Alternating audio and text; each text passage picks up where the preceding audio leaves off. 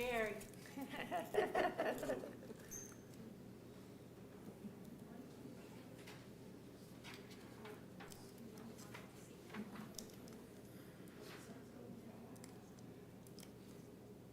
You been to West Texas this week? No, I'm heading that way more. Watch out for screw worms. I don't want you to get bit. That's South Texas, but I've got to probably head down there though later into the week. I'll make sure. Yeah, Kurt's going nuts because of the screw worm deal, so. Yeah, no, Clark just misses South Texas. that's a little further south. All right, let's get started. I'd like to call tonight's meeting to order and ask you all to, where's that? That's unacceptable. Okay, well then I will ask Mr. T.J. McEwen if he would offer our invocation tonight. Yes, let's pray. Father, thank you for the opportunity to serve. Lord, I ask that you watch over us in all that we do and help us to make decisions that fulfill you and what you want. Lord, I pray for this city, pray for this state, pray for this nation, that you watch over our leaders, protect them, keep them safe, and likewise guide them in all that they do. It's in Jesus' name that we pray. Amen. Amen. Please join me in the pledge. I pledge allegiance to the flag of the United States of America and to the republic for which it stands, one nation, under God, indivisible, with liberty and justice for all. Okay, for items of community interest, I would like to remind everybody of the, I'd like to remind everybody of the biggest rodeo in North Texas. No, it's not, but the 60th anniversary of the Jim Bowie Rodeo Days is starting on the 20th, Saturday the 20th of June, and will end on Saturday the 27th. The last 3 days of that will be a rodeo. I would also like to remind people about the music in the park this weekend. I think it's going to be music in the center because of the rain, but it is Saturday. Does anybody else have anything we need to know about? Boy, do you have anything we need to know about? No. Okay. He's as involved as any of us are. So, well then, if that's the case, let's move on to the city manager report. The budget process is the big item on my list of things to do. I'm waiting on most of the department heads to turn in their budget requests so that Robert and I can start the process. The big problem this year is the unfunded state mandates, which will be very expensive. I think the utilities pole inspection requirement and the electric line vegetation plan will be in the vicinity of $250,000 to $300,000 for both programs in the electric part of the budget. We just don't know what it is, and we hadn't really gotten any good prices yet, but it's an unfunded mandate. I don't know why they put that requirement on small municipal utilities, but they did. We just don't have that much of a plan because don't have that much transmission lines and stuff. So anyway, it is what it is. The water department budget would be about what it was last year because of the maintenance of the water plant equipment to the tune of about $300,000. Jerry and I are in the process of preparing a grant application for 3 items that will help us in the future. Number one is the raw water pump at the lake, which y'all know about. Number two is the engineering plans for the reuse of effluent water plan and project. And number three is the engineering plans for the expansion of the water plant for future use. The grant is due to be submitted July the 30th. On February 11th, the City of Bowie, Texas Office of Emergency Management, Kirk, applied for a Governor's Office of Homeland Security grant in order to fund the purchase of radio communication. This grant provides 100% reimbursement for the equipment purchased. Awarding this grant was delayed by lawsuits filed by multiple states contesting the distribution of available funding. Last Thursday afternoon, I received an email from the Governor's office announcing that we have been awarded the grant. As a condition of the grant, I have submitted a list of communications equipment which we wish to purchase to the statewide interoperability coordinator late this morning, Kirk received notification that SDIC had approved the equipment we wish to purchase. The next step will be to place the order for the equipment.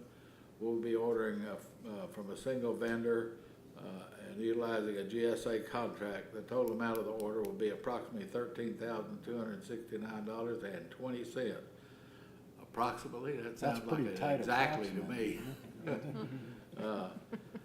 Unless ICOM has changed their policy since we last placed an order with them, they will provide an invoice when the items have shipped. I will then submit the invoice to finance for payment. Once we have submitted payment, I will upload copies of the invoice and the city's canceled check to the Office of the Governor for reimbursement. I have no estimate of how long it will take to receive our reimbursement from the state, but typically reimbursements from the state are fairly quick.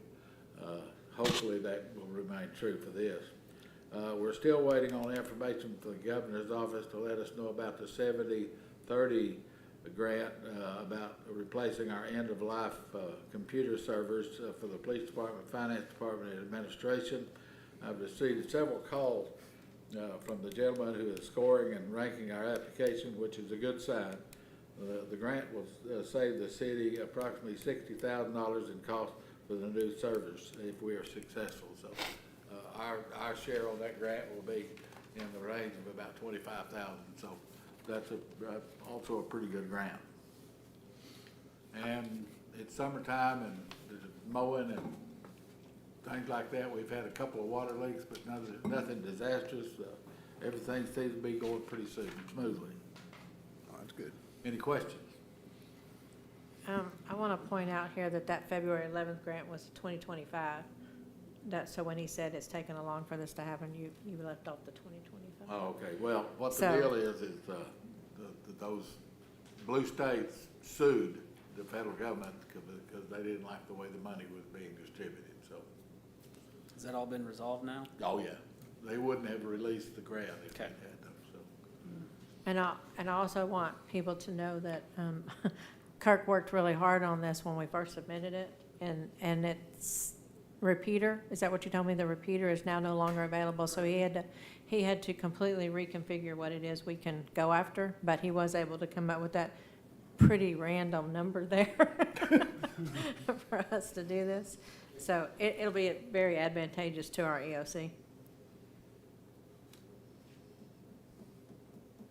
Anybody, any more questions? All right. So on the next item of our agenda, it's the consent agenda items, which is the what? Public comments. Oh, you moved them on me. Do we have any public comments? Yes, ma'am. I wanted to thank Jerry at Walmart he donated a whole bunch of flowers for the shelter garden. And we Jerry. have it around, and he was very congenial about it. The store wanted to help create a community garden, since that's kind of the first one you see. It looks pretty good. Well, thank you, I still gotta Jerry. get the mulch out, but I'm I think- working on it. I think we warned you that if you were too nice to us, we'd take advantage of it. Thank you very much. We appreciate that. And we also appreciate you. You do a lot out there, too. It's good therapy. So for those that can't see me, that's Barbara Green that I'm talking to. All right, well, let's move on to the consent agenda items. As you know, Austin is here tonight to talk to us about the financials. So we'll approve all this at one time, but Austin, we're going to ask you to come to the podium and present our financials. All right. Well, thanks, y'all. Glad to be here. My name's Austin Henderson. I live just down the road in Fort Worth, a little under an hour away, so I can get up here pretty often. Doing a little bit of an alternative arrangement now with the finance director role, where I'm coming in, not being here every single day, but I'm able to remotely access the software and be able to take care of all the financial transactions, whereas Robert is here and is really supervising the day-to-day, the daily deposits and the cash handling and all that. So really that old finance director role has kind of been split, and we have the assistant finance director and then myself, who's coming in and really focusing on month-end, year-end, making sure that the audit prep is done and that we get the audit done correctly. So I'll kind of, with that, I'll go into a little bit of my background. So I've been a CPA here in Texas since 2019. I originally got licensed in Arizona a year earlier, and then I moved out here. So been in Fort Worth ever since. The firm that I'm working with now is called Advisant, and we just really recently, there's been a huge change in the market. There's not a lot of good finance directors out there. There's not a lot of people who are able to kind of get the work done, right? And for us, it was something we noticed, and there's been a big push to kind of this virtual finance director role, and we see that, and it's somewhat successful, sometimes not. And what we saw here is, hey, I'm less than an hour away. I can be up here at the drop of a hat. If I need to come meet with a department head, if I need to come meet with council, if I needed to really do anything, I can come be right here. So that's kind of the draw of it for me is hey, I can help a city out. We can, do business with y'all, and I could really fulfill that role and still get to know. When I first came in, so we started on the 19th of May, so I've only been doing it for a few weeks, and got in right away and met with several department heads. Anybody that handled cash said, hey, how do you do it? What are your processes? What are your procedures? Met with each person in the finance department, ironed out, hey, what are your roles and responsibilities? Does anybody have too much on their plate? Anybody got too little? Let's kind of shift things around. And Robert's been super instrumental in doing that day-to-day work with me. So I think it's been a good team so far. It's only been a few weeks, but we're really knocking it out. So so that's it. I'll kind of jump into things here. So like I mentioned in here, most of my background is in audit. I've spent the majority of my career doing audit work. Really just been in the last 6 months that I've been focusing on more of this outsourced type of role. I had a couple of cities this year trying to get their audits done by March that reached out with some fairly big issues with their cash reconciliations or their accounts payable was messed up. And so I was able to kind of do that, and that's really shifted my focus. I think doing this role of being able to kind of be more in the day-to-day operations as opposed to just coming in at the end of the year and telling everybody what they did wrong, which is never a fun place to be. So it's definitely a better opportunity, I think, for myself, and hopefully I can help the city out as well. So I worked with over 50 Texas cities in my career, as well as a handful of cities in Arizona when I first started out. So I've been doing it for a little while, and I'm glad to be here and working with y'all. So I just kind of wanted to hit high level, some really high level highlights throughout the different. We're not necessarily planning to present every single month. Probably just do quarterly financial reports as far as me coming in and kind of giving y'all an update on where things are at. But I wanted to get one done kind of right away since April was kind of getting closed right when I started. I want to say, hey, come in. Let's make sure that we've got all the revenues posted. Obviously, expenditures all going to be posted. Make sure that we're keeping up with the budget and all that. So I wanted to kind of get in front of y'all and get you an idea of where things are at, sort of just at point in time, right, April 30. So looking at revenues, total revenues in the utility fund, very on par with what we'd expect to see. There's a couple that are ahead, a couple that are behind, but really a lot of that's timing. Hauled water is above, sewer taps is above. There's some miscellaneous electric revenue all those were outpacing budget. Electric was dragging behind a little bit, but it wasn't summer yet in April, right? So summer, getting hotter, gonna have more demand. So we would expect electric revenues to pick up and meet budget. So if they don't, we'll dig into that. So just wanted to kind of get you all an update there. All three departments within the utility fund, water, sewer, electric, all under budget, so they're on pace in their total expenditures. And so that's always good to see. I'll kind of speak more to that with the general fund here as well. So looking at the general fund highlights, in April, total revenues at almost 75%, which you'd want to see by the end of June. And if you're seeing that at the end of April, that's a good thing, right? Sales tax seems to be outpacing what the budget was. Several areas, interest revenue, another one that's really, really strong. That's just based on the market, right? Whatever the investments are doing. So everything's looking good in the revenue side of things. And then on the expenditure side, right on pace. I looked at the total expenditures there in the report. You can see spent through April 56%, pace would be 58%. So following budget's what you want to see. You don't want to see any big outliers. If you do, it's you want to be able to note what it is and why it's there. So because obviously you don't want to be doing a bunch of budget amendments at the end of the year, right? So just wanted to hit that. And then on the EDC and 4B sales tax corp, again, revenues are strong. They're really only their revenues there are sales tax and interest revenue. So since both of those are doing well, the EDC and 4B sales tax corp are obviously doing well. And then their expenditures are under budget at this point. So we'll kind of dig into that as we look at next year as well. And then those last 5 reports there in that big I know it's a big old 70-page PDF, but it's got all the info in there. So just wanted to point some things out there. You know, Second Monday and Community Center seem to be tracking along kind of same as they have in previous years. No big revenue or expenditure jumps that were concerning in any way. Collections for the ambulatory services are on pace with previous years. Looks like it's going to continue to be strong going into these last 5 months. Obviously, May has already happened, and we're starting June, so we're able to kind of see the trend there. Electric margins have been steady. Like I said, demand should pick up in the summer months, so you should see electric revenues and kind of in total numbers catch up. But then the margins have stayed pretty similar throughout the year, so no real concerns there.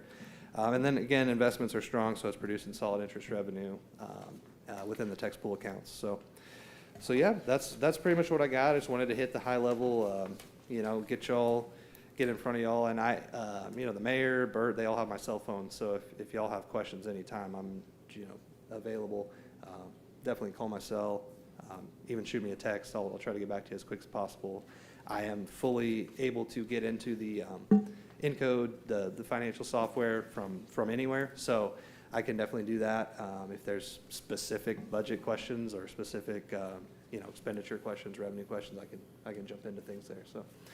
So yeah, just wanted to make myself available to y'all and let you know I'm here and glad to be working with the city. So. Can I ask real quick, you said Second Monday is tracking similar to previous years in the community center. Is that good or bad? Oh, it really depends on what you'd expect, right? I mean, for me, I'm coming in and kind of looking blind, right? Right. Like I had experience. I actually used to audit the city of Canton, who does First Monday. So I've seen sort of this trade day thing. Really, it depends on, are you seeing the things that would be concerning is, are we losing vendors? Are we, is that number dropping? And from everything I could tell, and just on a really looking at high level trend over the last couple of years, seeming like it's on track. I don't know if there's been a large push to get more, and if that's the case and there's, it's tracking similarly, then obviously that would be less than what you'd expect.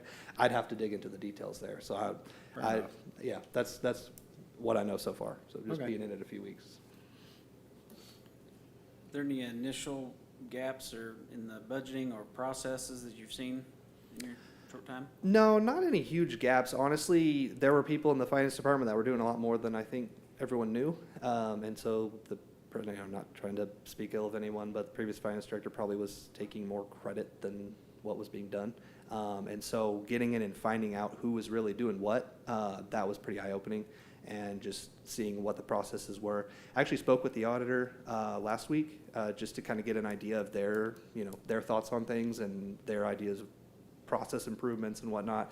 And they were kind of under the same assumptions that I think the rest of the management was. And so going through it and talking through that process with them, they were glad to hear kind of the new setup that we have, having Robert here for the day-to-day operations and really handling and really separating that out. I mean, it's tough. Obviously, smaller cities have a harder time having big finance departments where you can have a really good segregation of duties. And so that was one of my things on day one, was I wanted to hit the ground and say, okay, who does what, and how can we make this a good, who can review that's not touching that process. And I mean, I think the setup was pretty good before, and I didn't make a ton of changes. No, I mean, I think there's a few things we even found today, just kind of some month-end entries that we needed, make sure we get made, that, the previous finance director was doing. So just been kind of a little bit of a scavenger hunt to try to find some documentation, but other than that, it's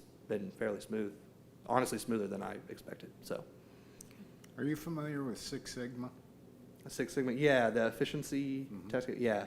I'm just curious. I'm not I've never done the certifications or anything like that, but I know several people who have. So, Okay. So yeah, definitely looking at the processes. We just wanted to make sure there was no big gaps.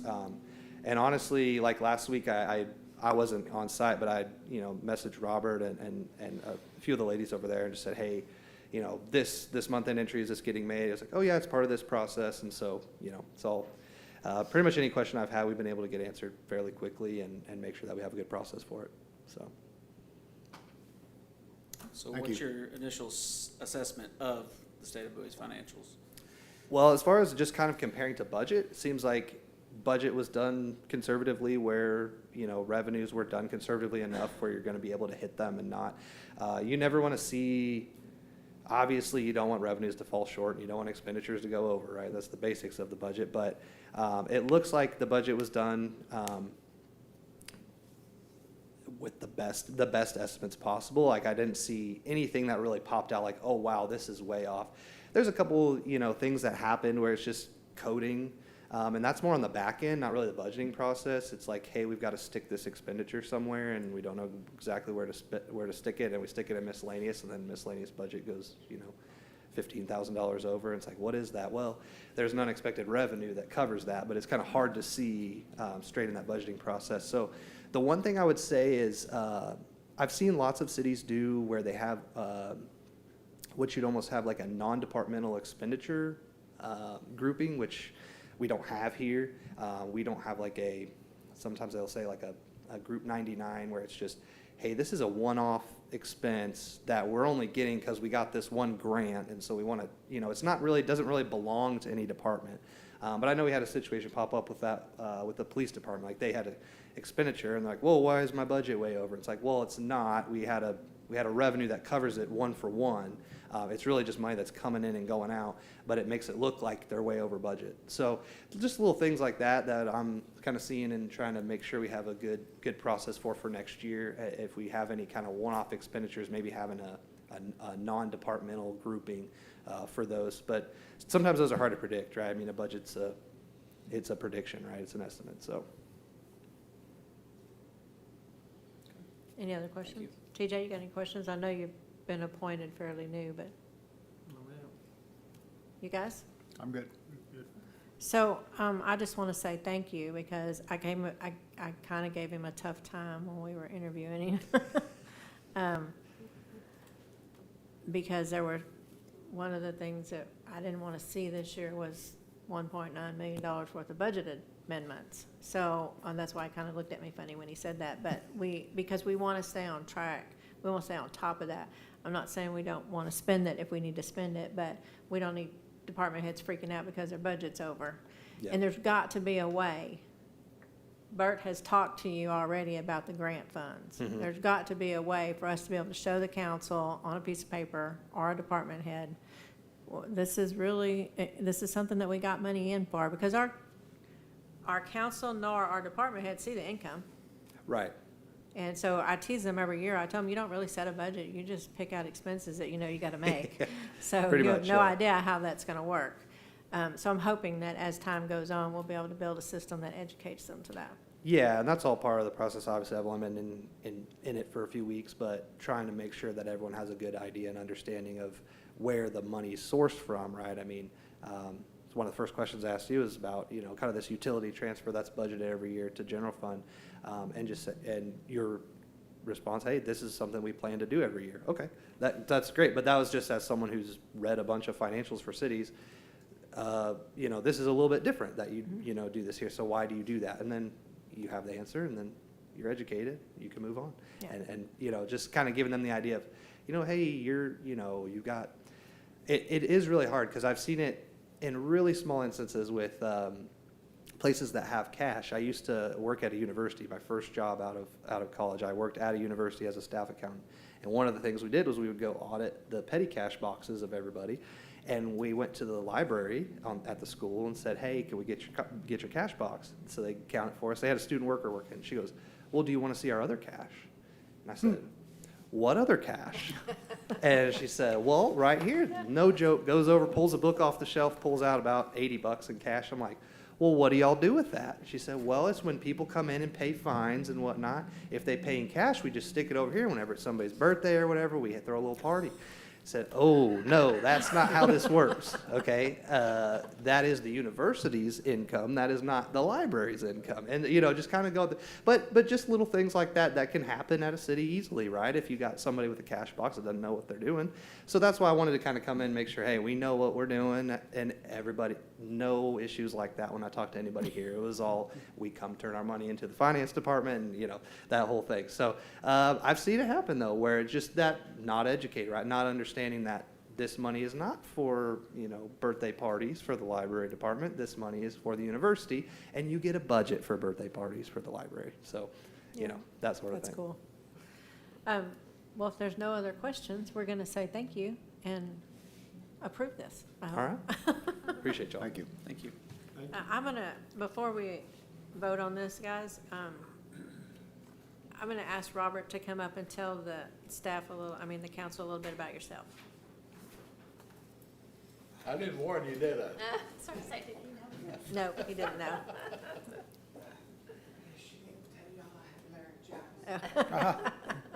No, my name's Robert Johnston.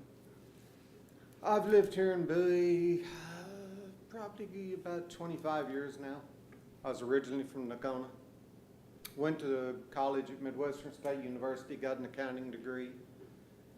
After college, I did some internships for a couple of different accountants. And then I actually got led into the direction of oil and gas, and I was the health, safety, environment coordinator for one of the top 100 oil and gas industries for the state of Texas. And I also maintained their HR records and all of their insurance and workers' compensation, all of our claims.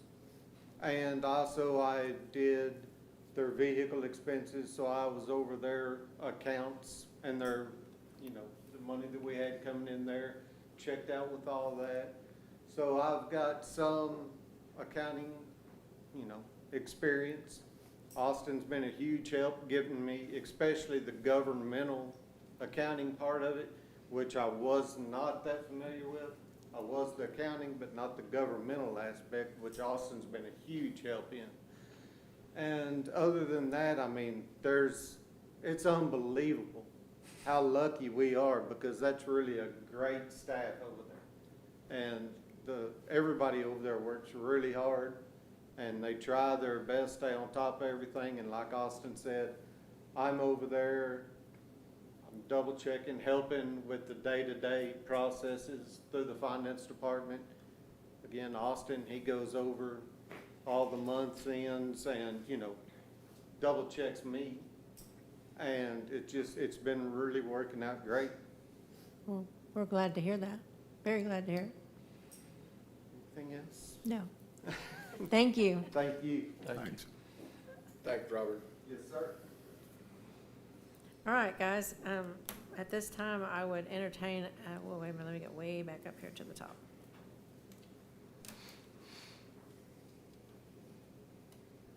All right.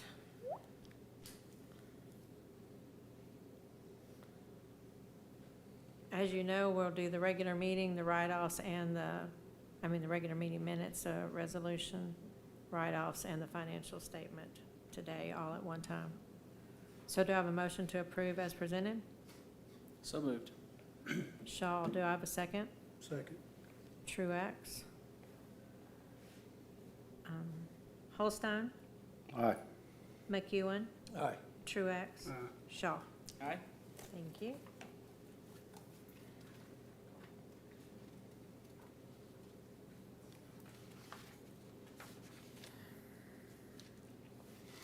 All right, so our next item on the agenda is discussion or action on the Montague County Tax Appraisal District to approve the proposed 2027 budgets. Bert, as always. I've reviewed their budget. It's straight in line. I used to be on the appraisal district board after I was on the city council. And I was always amazed at how smoothly and how efficiently that board operates and how they budget, and it's a very efficient operation. So I highly recommend that you approve their proposed budget.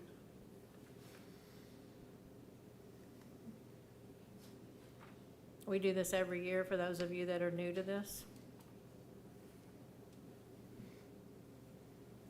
So I would entertain a motion to approve as presented.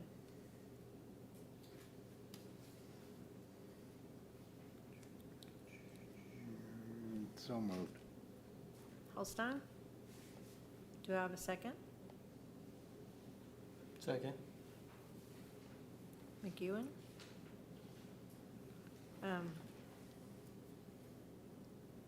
Truax? Shaw? Aye. McEwen? Aye. Holstein? Aye. Thank you. Trying to trick me? Kirk, you might as well stand up Yeah, right now. Kirk, please come to the podium. The next item is information only, for you guys to know what we will be doing in the future. Right after I break the microphone. Now, don't do that. It's only 4 pages, it's not that bad tonight. What you have is a template for a memorandum of understanding between the City of Bowie's Office of Emergency Management and then a requesting agency or jurisdiction for the incident support team, which we have established within the Office of Emergency Management. This is the capability. It goes down and specifies the available services we can help provide at an incident or an event scene, primarily radio communications and electrical power generation and lighting to help set up an incident command post. So far, since we have established the team, we've deployed to a 700-acre grass fire in Clay County, the Burn Lake fire, and we've deployed to the drowning at Lake Amon Carter earlier this spring. And it worked well, fine-tuning some of the equipment we've got on board the trailer in case we need it, but everything's going well. However, back in the day, a memorandum of understanding or a mutual aid agreement was basically a handshake and a conversation. And several years ago, that needed to get a little bit more formalized, things put in writing. The carbon fire down in Eastland County in March of 22, 45,000 acres burned and basically burned over the entire city of carbon. There were some problems. It was a big enough fire that it was awarded a fire management assistance grant by FEMA, which allows the departments that help fight the fire to submit their expenses, their personnel, their food, their fuel, damage to the equipment, tires, that kind of stuff, to get reimbursed. And FEMA came out and said, okay, need copies of your mutual aid agreements, please. And they read through the mutual aid agreements, and they all said, we do not charge for mutual aid. And I understand that. Departments don't want to say, we're going to charge you for coming to help. But because of the way they phrased it, FEMA said, we're not giving you anything. You're not eligible for that funding. So TDM came out and said, you can't say we're not going to charge. You've got to say something. And what the standard has been informally since that time is, as is written into this, the first 12 hours of a deployment, that's on us, the City of Bowie. We'll pay for the personnel, we'll pay for the equipment, the fuel, everything else. By the end of 12 hours, you should know how big is big and bad is bad. And if it looks like it's going to go to a fire mutual assistance grant or FEMA funding, no problem. We keep going after the 12 hours and we'll provide the responding, requesting agency with an invoice to pay for our expenses, which they will submit with the grant, the Fire Management Assistant Grant or the FEMA Public Assistance Funding, and we'll get reimbursed. It's not coming out of their pocket. If it's not going to be one of those things, they're not going to get the funding, well, by 12 hours, you just make arrangements to rotate the team off the deployment. You find another team to come in and replace us, just like the fire departments. If it's gonna go over 12 hours, they get another mutual aid fire department to come in and replace them. And by 12 hours, your crews need off the line anyway. So that is what we have put together. And this would will go out to the departments that are interested in using the incident support team. I hope that would be everybody in Montague County. I'm pretty sure it's going to be Clay County as well. at least when we get started, and get them to sign the agreement so we have it in place. It'll be reviewed every year. It'll be updated every 5 years or as it needs to be done. It's kind of long and wordy in some places. Does anybody have any questions? Come on, Brent, I know you got questions. Yeah. So when you're referring to these instances, are they mainly seen and utilized during a fire? Fires are one of the common things here. We actually, before we had the trailer, the team deployed to Forestburg following the tornado 2 years ago. The drowning out at the lake. There are other things other than fires, but fires tend to be the most common thing. Probably the most lengthy as well. They can be.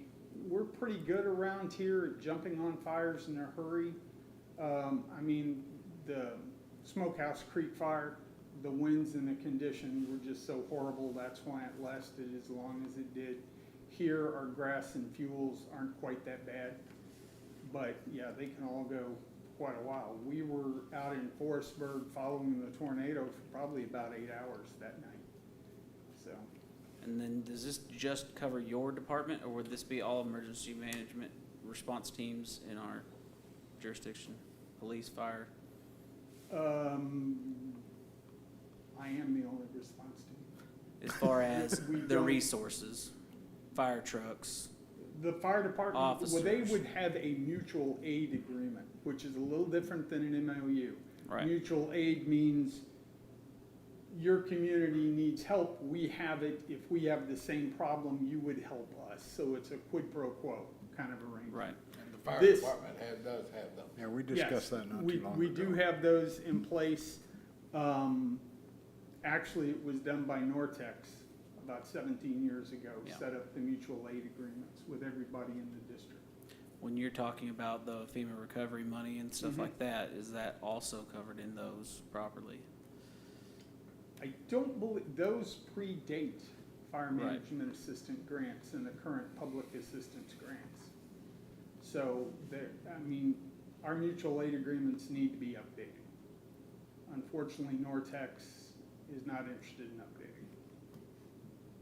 So that may be the next thing you see me standing here with is mutual aid agreements that we're rewriting on our own with different area departments. Okay. So you're going to reach out to these different counties to go Yep. ahead and get these The set up? different You'll bring them departments. back to us for approval after that? Sure. Okay. All right, so then council, you'll have an opportunity to approve them as they file back into us.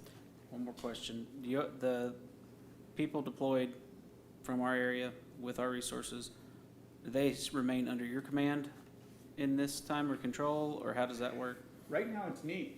Right. I'm the only one, the only employee to deploy. We do have some volunteers, like I had one of our volunteers go out on the drowning with me. And we had a couple of volunteers out in the fire, the tornado in Forestburg. Primarily, it's me. One area of this we have to address is for the volunteers. If one were to become injured, how are we gonna cover that legally? And that's not something we have written into the plan, because I don't know how we're gonna write it.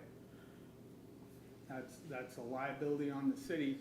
I'm sure there's some way to do it, because the fire department has volunteers. Right. So that we would fall into that same kind of category. It's just gonna be a matter of getting that worked out. Okay. The volunteer fire department, let's try this again. The volunteer firefighters are on a recognized list though, aren't they? I mean, you don't just show up and say, I'm gonna volunteer for a fire. So they're recognized volunteers, so that would probably be the first place we have to start. And they have to meet certain training requirements, They correct? do for firemen, yeah. And And he's got some training requirements too for we've already got EOC. that for the folks that support the EOC. Yeah. So that's not a problem. It's just a way of getting the verbiage right. Yeah, So, there's gotta be a way. yep. We'll figure it out. Thank you for the presentation. Thank you, Kirk. All right, so the next item on the agenda is to approve some amendments to the Finance Department purchasing policy. Who's presenting that? I can if you want me to. It doesn't matter. Me or Robert, either one. I can find mine.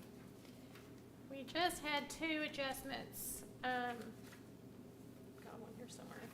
Because by state law, the amount went up on page 3.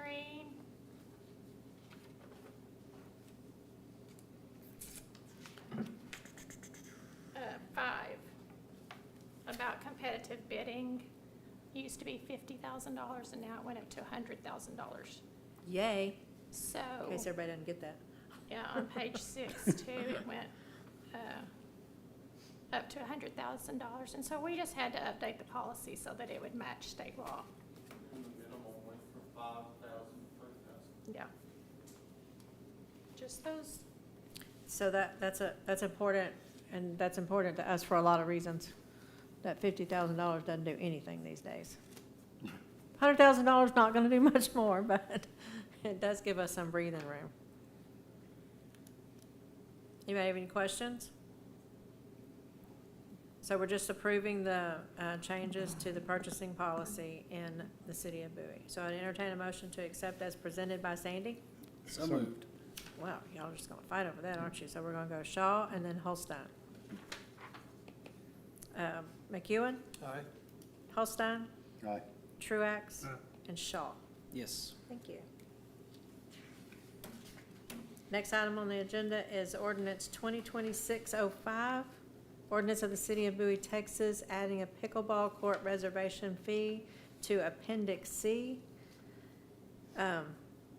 Fee schedule of the Bowie Code of Ordinances, providing a savings clause and a repealer clause, and providing an effective date. Now, Sandy's also going to speak to this because her and Amber did a great deal of research on the different pickleballs around us, especially in the state of Texas, to come up with the rates that are being presented to us tonight. And if I can get my iPad to get there. $20 half day, $40. Pardon? $20 half day, $40 full day. Yes. Per court. Yes. And we obviously are, the pickleball courts are being used right now, because we kind of wanted to see where we were going and how they're going to be used and do some more research.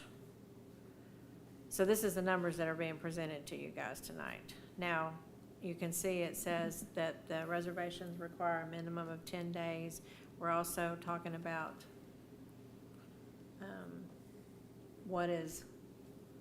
how did we decide to word that? Like, we don't want you being able to book every Wednesday on Court 3 at 4 to 6 a year in advance. So because that doesn't leave them open to the public. Reservations are going to be on a limited basis. Mostly just tournaments. Tournaments and like church Special groups that want to event. come in and bring out everybody and things like that. But we don't want somebody to say, oh, every Monday night from 7 to 10 is mine. Where that came from is the reservations at Selma Park. People would reserve bases out there a year in advance, and we finally stopped it because it caused a lot of dissension, I guess you could say. So, anyway, that's a great idea, is to not let somebody reserve something unless it's a league or something like that, you know. And what will be our process for monitoring or, so we don't have conflict out there when somebody says, So hey, when it's you mine, reserve a court, you'll receive a document that says that you have the court reserved. So if you show up out there and people are playing, then you get to say, Okay. But we're not saying this is not required to go play out there. This is if you no, want no, a this is space only if you want to reserve it. for X, Y, and Z reason. Yeah. But anybody could host a tournament and just hope it's open. But Brent and I could just drive out there and go play. If Yeah, there's an open it's still court. it's still a first come, first serve, and Okay. without the paper. But Right. to reserve it, you're gonna, and you've got to pay for it when you reserve it. There's none of this, well, I'll pay when I get there. No, No. because that was the thing at Selma Park. Somebody would reserve it for the whole year and then not ever show up. And so we didn't have any payments. And And what is? every court that we looked up is charging for reservations, every court. So it's, some of them are charging by the hour. And they're not even covered. So I think this is a pretty fair deal. If it's not, I'm sure somebody will tell us by tomorrow.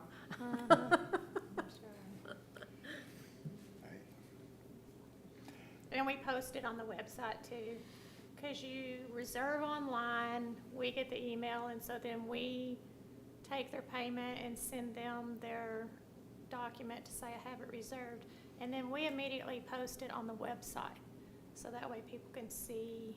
So when that's something- scheduled. Yeah, there's a Blacked out. calendar on there. Yeah. Okay.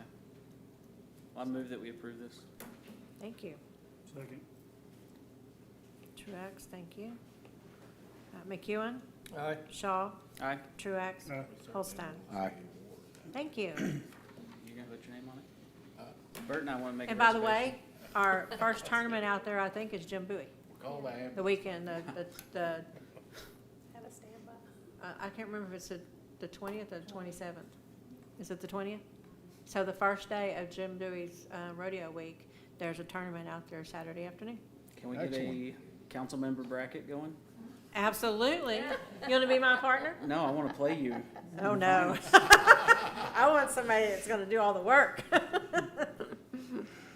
Okay, the next item on the agenda is Ordinance 2026, an ordinance of the City Council of the City of Bowie, Texas, prohibiting drilling and mining or the reopening of an abandoned well or mine in any public park located within the city limits of Bowie, Texas. Ask me why we're doing that. Why are we doing this? Because we are applying for a park grant. And so they, I don't know if there's any ever been drilled. I don't know anything about the history of our parkland and what may or may not have been done on it. But because Texas Parks and Wildlife wants to give us so much money to do this, they want to make sure that nobody can come back and destroy it. Makes sense. Pretty self-explanatory. So I would entertain a motion to accept this new ordinance as presented. So moved. Holstein, do I have a second? Second. Truax. Shaw, Aye. Truax. Aye. I think that's supposed to say McEwen. McEwen Aye. and, Aye. both of them are off here. Holstein. You ran out other people. I That's okay. figured I was next. This one's Holstein and this one is McEwen.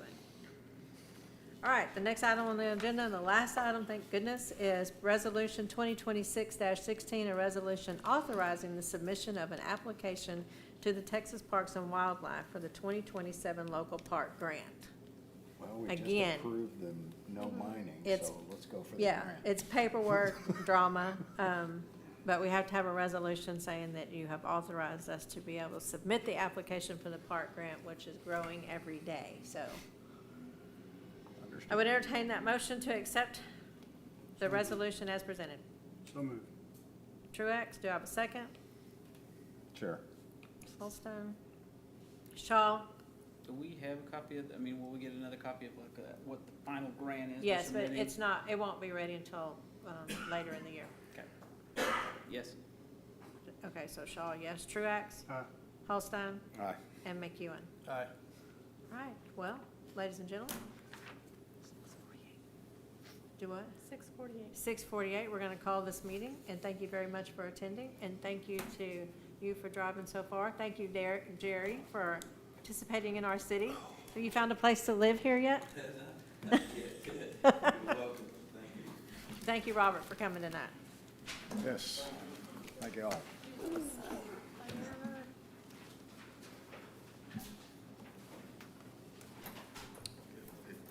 All season over with? Not quite. We're headed there now. My oldest is still playing. So old. I remember we played when I was a kid. Halfway through the summer or more. That thing you They sent tried to me, get that done earlier, I guess because of the heat. The TML stuff.